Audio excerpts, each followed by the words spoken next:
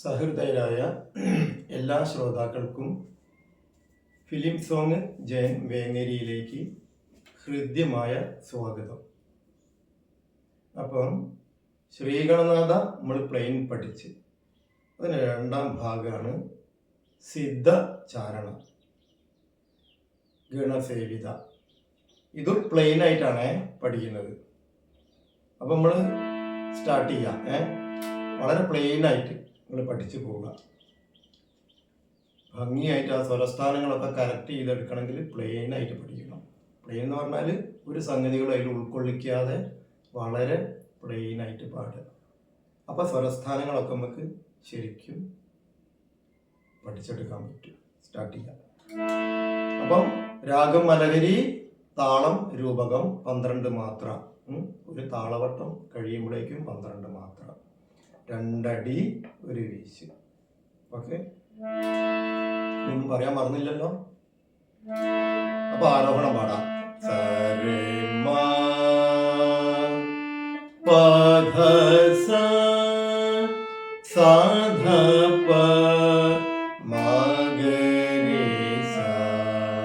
സ്വരസ്ഥാനങ്ങളൊന്നും ഞാൻ പറയേണ്ട ആവശ്യമില്ല, ഒക്കെ പറഞ്ഞതാ. ശ്രീഗണനാഥന്റെ രണ്ടാമത്തെ സംഗതി സിദ്ധചാരണ.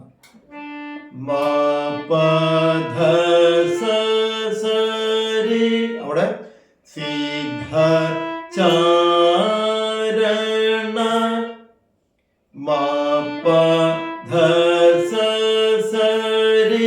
രണ്ടടിക്ക് ഒരു അടി ഇങ്ങനെ വരിക. രണ്ട് സ്വരത്തിന് ഒരടി. ഇതാ കണ്ടതാ.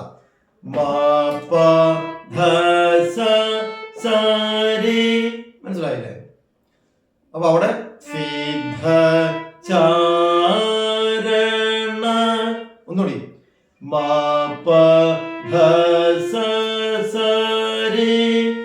സിദ്ധചാരണ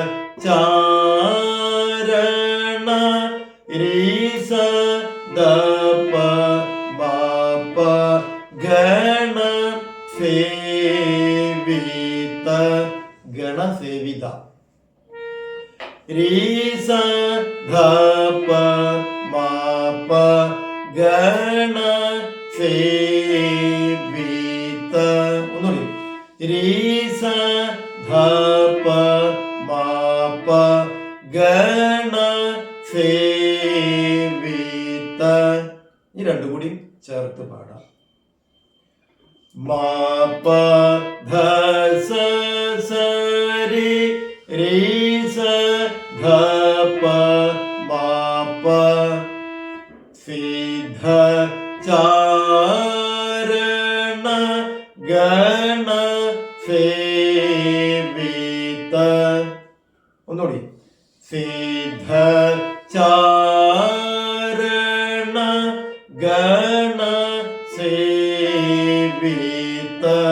അടുത്തത് രേ മ ധ മ പ. ഒരു മിനിറ്റ് വാങ്ങ് കൊടുക്കുന്നുണ്ട്. ശരി, പാടാം. രേ മ പ ധ മ പ. സിദ്ധി വിനായക. രേ മ പ ധ മ പ. സിദ്ധി വിനായക. സിദ്ധി വിനായക. രേ മ പ ധ മ പ. സിദ്ധി വിനായക. അടുത്തത് ദ പ മ ഗ രേ സ. തേ നമോ നമോ. തേ നമോ നമോ. ധ പ മ ഗ രേ സ. തേ നമോ നമോ. ധ പ മ ഗ രേ സ. തേ നമോ നമോ. രണ്ടും കൂടി ചേർത്ത് പാടാം. മാ അല്ലേ? മാ പ ധ സ സരി രീ സ ധ പ മ പ. അവിടെ സിദ്ധ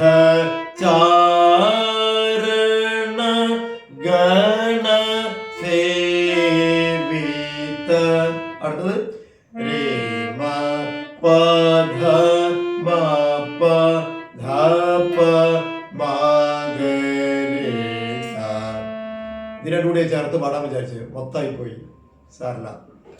സിദ്ധി വിനായക തേ നമോ നമോ. ഒന്നുകൂടി പാടിത്തരാം. രേ മ പ ധ മ പ ധ പ മ ഗ രേ സ. സിദ്ധി വിനായക തേ നമോ നമോ. ഇനി നമ്മൾ ലംബോദര ഒരു പ്രാവശ്യം പാടിത്തരാം.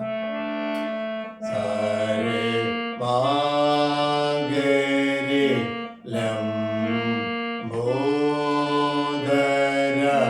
സരേ ഗരേ സ ലേ പ്രു മീ കര രേ മ പ ധ മ പ അം ബ സു ധ ധ പ മ ഗ രേ സ ആമ രവേ നോ ധ സ രേ മ ഗ രേ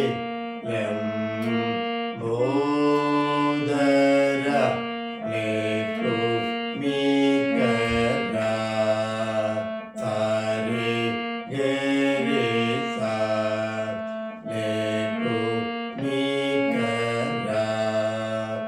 അത് ഓരോരോ പ്രാവശ്യം പാടിയാൽ മതി, കിട്ടിക്കോളും നിങ്ങൾക്ക്.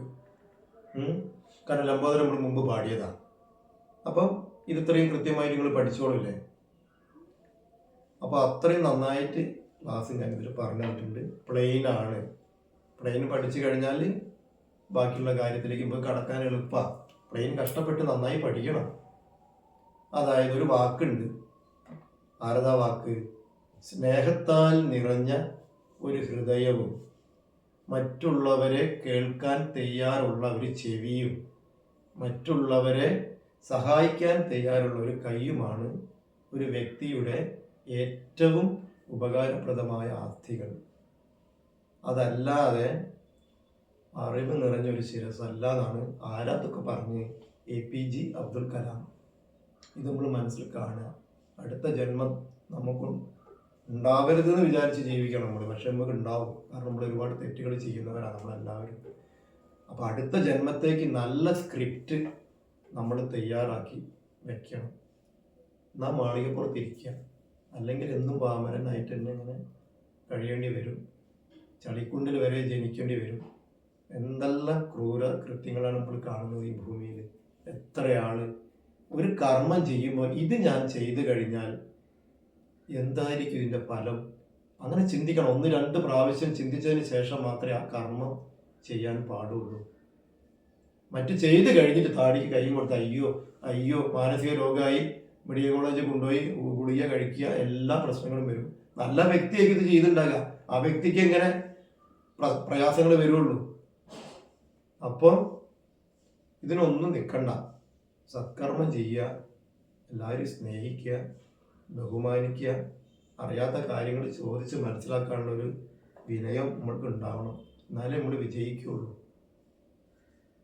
ഒക്കെ പറഞ്ഞു കഴിഞ്ഞത് അതൊക്കെ പറഞ്ഞേ. ശരി, നമസ്തേ.